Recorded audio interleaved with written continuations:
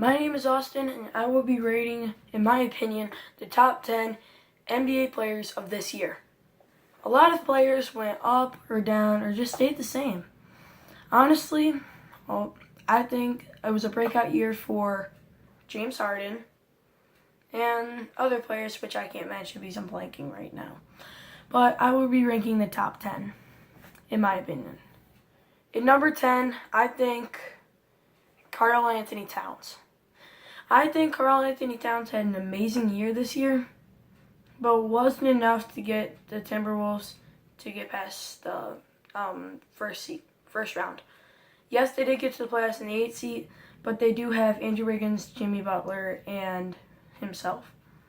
So honestly, yes, he can drop 20 a night, but I honestly think he's not enough to be top 5. And number 9, I think DeMar DeRozan. Honestly, he had an amazing year this year, scoring maybe 25 points a game.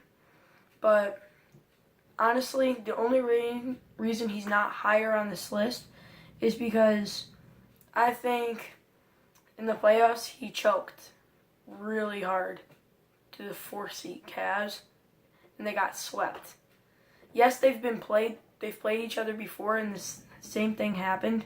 But honestly, you're a 1 seed. You're the 1st seed. You should be destroying them. And I think for number 8, Joel Embiid. He had a phenomenal year this year, putting up 20 points a game, 10 rebounds. But he had a phenomenal year, became an all-star, and he could be a very good center for the next generation.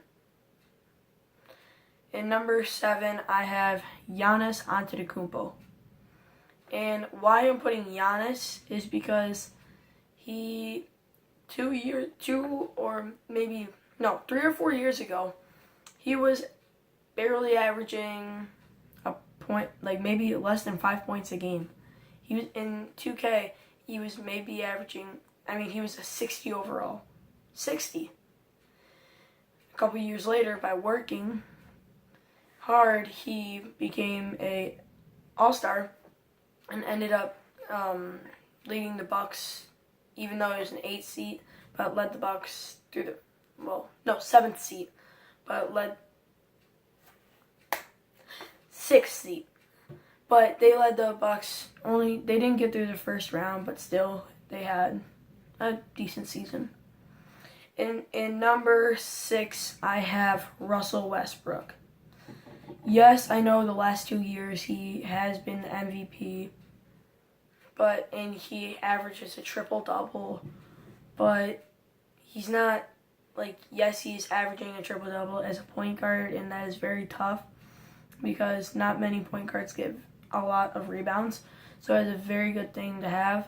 But honestly, I don't think Westbrook should be higher because there are more dominant players that can shoot the ball better and can make more plays out of what they have. And in number 5, I have Anthony Davis, averaging 25, 30 points a game.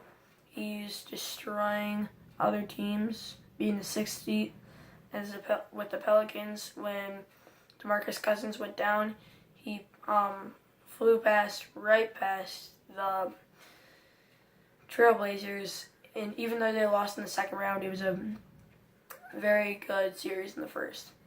And I think since he lost their second player, but still ended up going through the first round and being a 3rd seed, I think he did very well.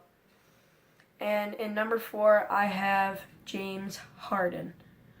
Harden almost probably being the MVP, not heard yet. But I think he could be the MVP this year because he's dropping maybe 27 points a game. And he is a shooting guard for the Rockets, as you know. But he can destroy teams just by his shooting ability. But the reason he hasn't 1, 2, or 3 is because even though he might have an amazing night where he gets 40 a game, 40 that night, he's going to have those nights where he just misses 90% of his three-point shots. And that's what kills him. And at number 3, I have Stephen Curry.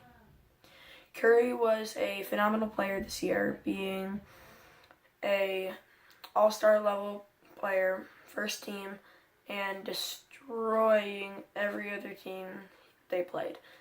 And yes, they did have Kevin Durant, Klay Thompson, and Draymond Green, but honestly, still, they had an amazing year.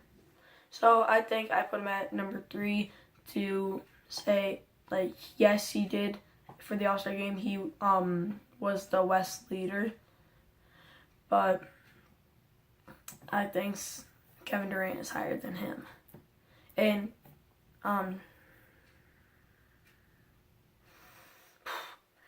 in number 2, I have KD, Kevin Durant.